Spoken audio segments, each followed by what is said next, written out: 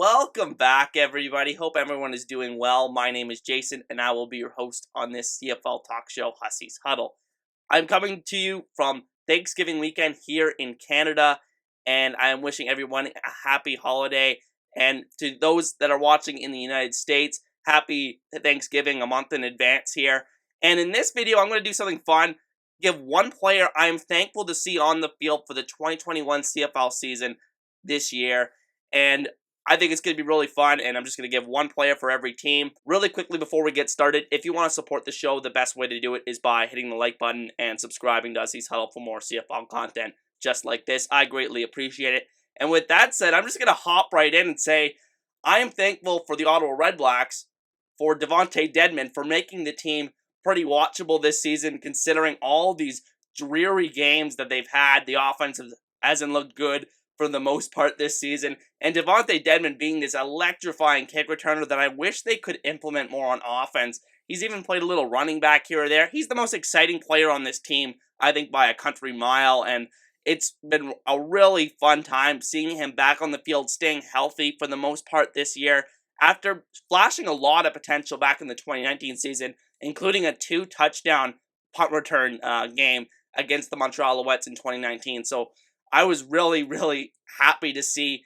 how DEVONTE DEDMON's done this season for the Ottawa Redblacks, and I'm very thankful to see him on the field. For the BC Lions, I'm thankful for TJ Lee, a defensive back. I think there's other defensive backs for BC that are getting a lot of attention. The two rookies, Keontae Harden and Jalen Edwards-Cooper, are getting a lot of attention this year because of how well they played. But it's really the veteran Lee, who's the all-around leadership guy, who's been there for over 5 years with the BC Lions, been that veteran presence, one of my favorite players in the league, great guy off the field. He actually follows me on Twitter as well, and just a really great all-around defensive back, often draws some of the toughest assignments for the other team. He is also a guy that's not just going to play the pass, he's going to come up and play the run, play physical, stuff the run, and just a really great player that I really enjoy watching. And he may not be the first guy that people think of when they think of the BC Lions, but to be honest, he's always been my favorite player on that team, and that's why I'm thankful to see him back on the field in 2021. For the Calgary Stampeders, I'm thankful for KAMAR Jordan, who I'm very thankful to see back on the field after having a long layoff between a serious injury that he suffered at the end of the 2018 season, and then he came back for the playoff game at the end of the 2019 season, made a few catches or whatever, but we never knew how he was going to react until this season when he actually saw full-time regular season action again.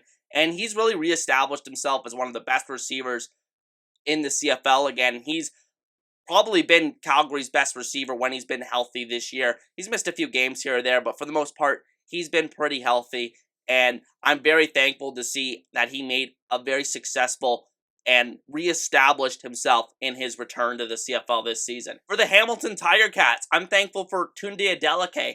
And to be honest, when I looked at the Tigercats from 2019, they had a bunch of guys that made the all-star team in the CFL, and TUNDE ADELEKE was one of those guys. But honestly, I think he's played better here in the 2021 season than he did back in 2019. I think that he's really been all over the field. He's been Hamilton's best defensive player other than Simone Lawrence so far this year. And being a Canadian guy from Carleton, was also an amazing kick returner while in college. And you just see that athleticism flash back there at the safety position.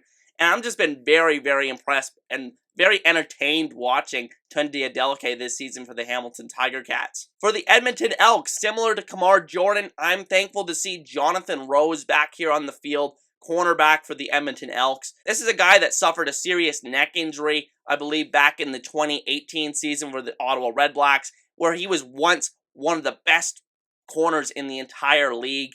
Had a bunch of interceptions one year. I think it was around like 8 or 9 interceptions in one season. And, you know, he had the long layoff, missed the entire 2019 season, and then finally made his return to the field this year. And I have been very happy to see him back on the field. I think he started every single game at that corner spot for the team. And even though the Elks haven't had a great year, and Rose, you know, he's had his bad moments this year, I'm just so happy to see him back on the field after just having that potentially career-ending injury there. And I'm just very excited to see that he has reestablished himself as a regular CFL guy again. For the Montreal Alouettes, I'm thankful that William Stanback came back to the CFL. You know, honestly, this might have been one of the blessings of disguise of the missed 2020 CFL season, is that it allowed some of these guys like William Stanback or Braylon Addison to come back to the league, you know, survive that 1 year of, you know, they get cut in the NFL, and then, you know, they have that process of, like, sorting out if they have any more NFL opportunities. And a lot of these guys, a couple of these guys ended up coming back to the league that were stars in the 2019 season. I think that was such a huge thing for the CFL. And William Stanback, who I consider to be the best running back in the CFL now, just in terms of just pure hand the ball off to him and let him go to work. He's one of the best I've seen in recent years at doing that at the CFL level. And again, I'm just really happy to see him back in the league, because there's a potential that he could have made the Las Vegas Raiders back in the 2020 season, and we never would have seen him up here in the CFL again. Honestly, you cheer for the guy to make it down south in the NFL, but a good consolation prize is having him back here in the CFL, and I'm very thankful for that, and I'm sure Montreal Alouettes fans are too. For the Saskatchewan Roughriders, I'm thankful for wide receiver KIAN SCHAFFER-BAKER, rookie out of Guelph, and the reason why I'm thankful for this is a guy that's really exerting star potential already in his rookie season after being a 4th-round pick in the 2020 draft. He looks explosive. He looks like he has great chemistry with Cody Fajardo. He's making all kinds of catches, all different types of routes, and it's been extremely impressive to see. And I think one thing that was really missing from the CFL the past couple of years is the absence of that really do-it-all Canadian star receiver. We have a lot of really good Canadian receivers in the league, but I don't think there's anybody that's really been the guy that, you know, the number one guy that you count on in the receiving corps in recent years. And KIAN SCHAFFER-BAKER looks like he's doing that for the Saskatchewan Roughriders. We'll see how that continues when Shaq Evans comes back from injury, but honestly, been really, really impressed by him so far this season. Such a great rookie out of Guelph, and again, has all the potential in the world to continue this going forward. For the Toronto Argonauts, I'm thankful for defensive tackle SHAWN, a guy that I don't think the league's doing an adequate job of promoting his story. A guy that was supposed to be a 1st or 2nd round pick in the 2016 NFL draft, and then ends up going undrafted as a result of accusation of sexual misconduct that came a couple weeks before the draft.